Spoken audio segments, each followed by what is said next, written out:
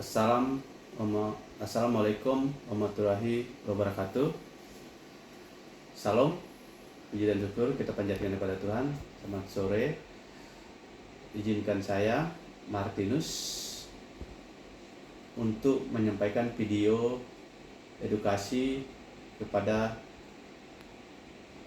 koordinator perawat dan koordinator bidan di Puskesmas Menjalin. Sebelum lanjut, sebelum menyuruhkan materi, perkenalkan saya. Ini profil saya. Nama saya Martinus. NIM saya 232510119. Tempat tanggal lahir saya 4 Mei 1983. Umur saya sekarang 41 tahun. Fakultas Ilmu Kesehatan, Program Studi Kesehatan Masyarakat, Peminatan K3, Kesehatan Keselamatan Kerja. Email saya martinuud83@gmail.com.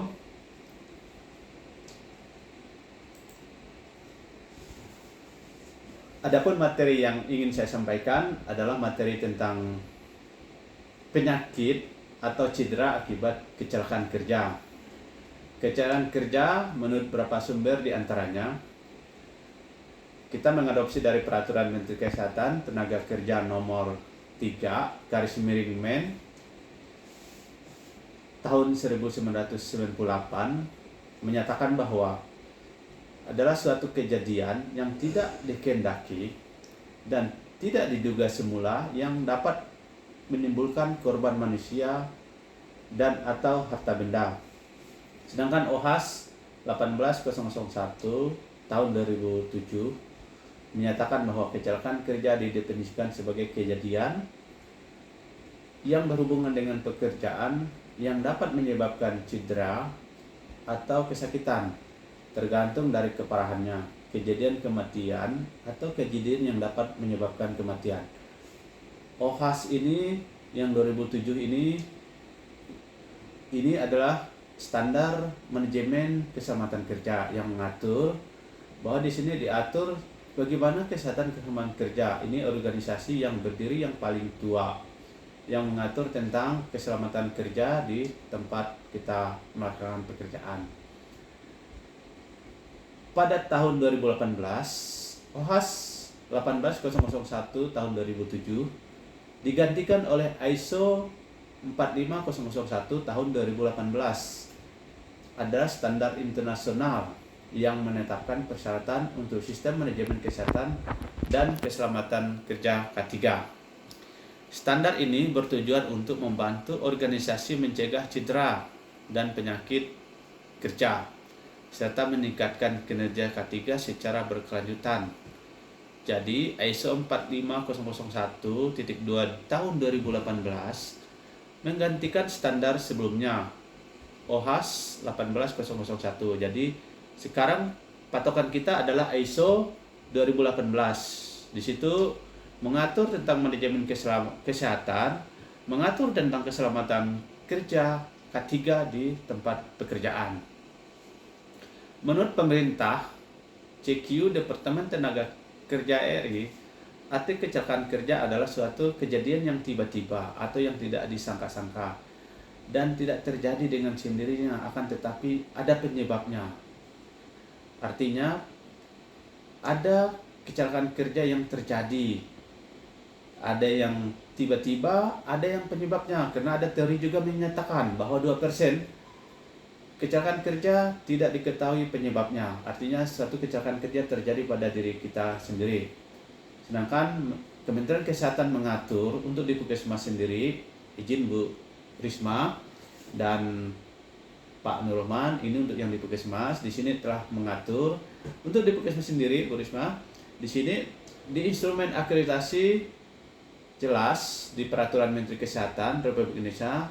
Di situ ditetapkan bahwa di Puskesmas perlu membentuk tim K3 yang meliputi tugas tim K3 berupa dokumen K3 di Puskesmas. Jadi di Puskesmas itu perlu juga dokumen K3, evaluasi program K3, apa-apa program K3 yang dilakukan untuk di Puskesmas untuk karyawan harus juga dibuat rencana usulan kegiatan dan rencana usulan pelaksanaan kegiatan untuk pelayanan K3 di Puskesmas. Makanya saya undang Ibu Risma dan Pak Nur Rahman untuk mendengarkan materi edukasi yang saya sampaikan di sini. Di situ di instrumen itu jelas menyatakan bahwa pemeriksaan kesehatan berkala bagi pegawai. Artinya pegawai ini harus kita lakukan pemeriksaan berkala. Misalnya pegawai baru, kita lakukan pemeriksaan dulu begitu masuk. Sesuai dengan standar, 6 bulan berikutnya dilakukan pemeriksaan berkala lagi. Dan akhir tahun dilakukan pemeriksaan lagi. Itu untuk pegawai yang terus berkelanjutan. Bagi pegawai yang berhenti melakukan pekerjaan, setelah dia melakukan pekerjaan dipastikan bahwa kesehatan pekerja harus dipastikan sehat. Artinya setelah pegawai bersangkutan mengundurkan diri, itu juga wajib dilakukan pemeriksaan pada kesehatan pegawai. Artinya untuk memastikan di tempat kerja berikutnya pegawai bisa melaksanakan dalam kondisi sehat.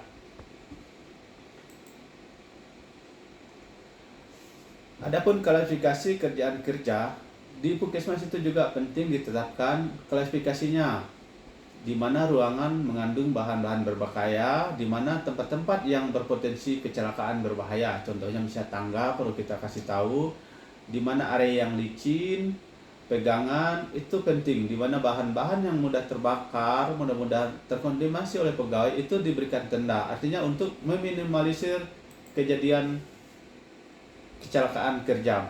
Tujuan untuk penerapan kode-kode kerja sangat membantu untuk proses investigasi, menginterpretasikan informasi-informasi yang tersebut di atas, di mana kecelakaan terjadi. Artinya dengan logo-logo yang kita terapkan tadi, begitu ada kecelakaan terjadi pada karyawan, mudah kita lakukan apakah peralatan yang digunakan oleh karyawan sesuai dengan standar yang ada. Misalnya APD untuk pegawai-pegawai yang di ruangan laboratorium, APD-nya juga kita harus pastikan. Pegawai misalnya yang melakukan shift, yang melakukan seperti contoh ibu hamil, bidan yang melakukan tindakan pasien yang dengan kontak yang mudah terkontaminasi, dilakukan APD-nya agar petugas tersebut tidak terkontaminasi oleh hal lain yang menyebabkan petugas tersebut mengalami infeksi.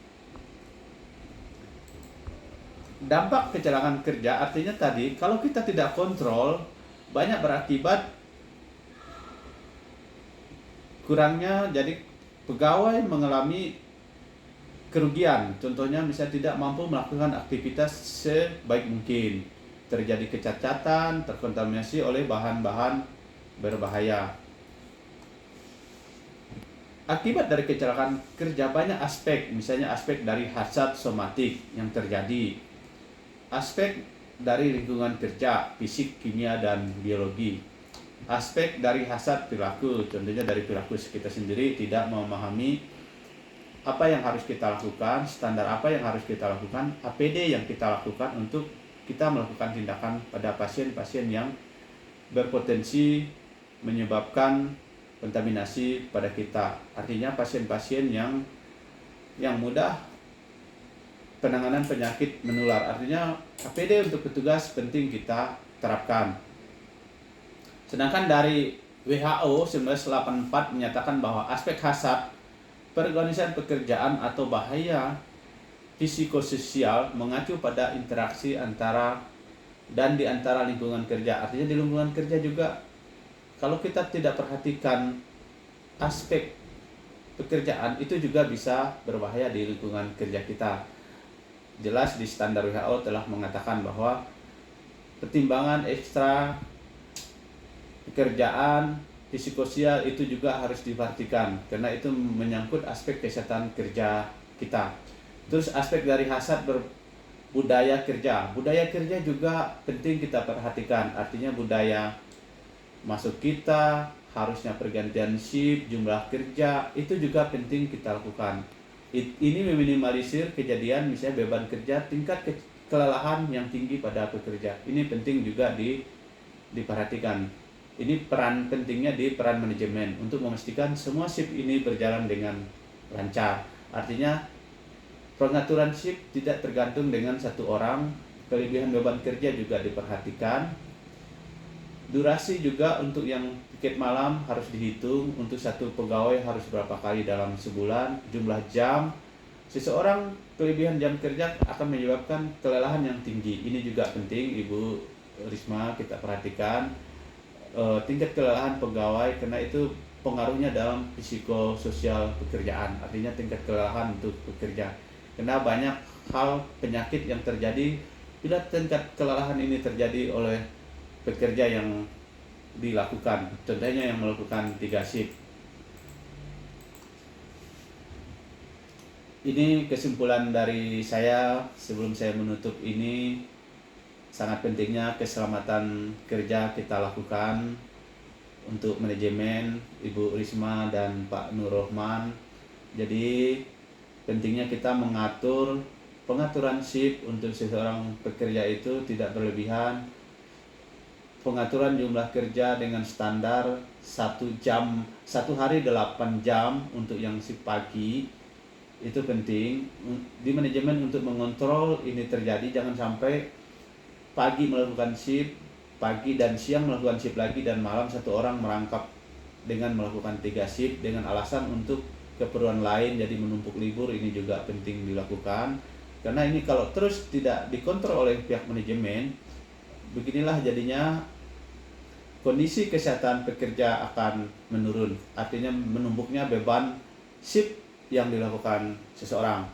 Jadi penutup dari saya, keselamatan dan kesehatan kerja berada pada diri kita sendiri, karena kesehatan dan kecelakaan kerja tidak ada pada kalender. Terima kasih telah melihat dan menyaksikan. Kita hadir dalam edukasi saya dalam video keselamatan kesehatan kerja. Semoga kita tetap sehat untuk melayani masyarakat di Puskesmas Menjalin. Salam sehat untuk kita semua. Terima kasih.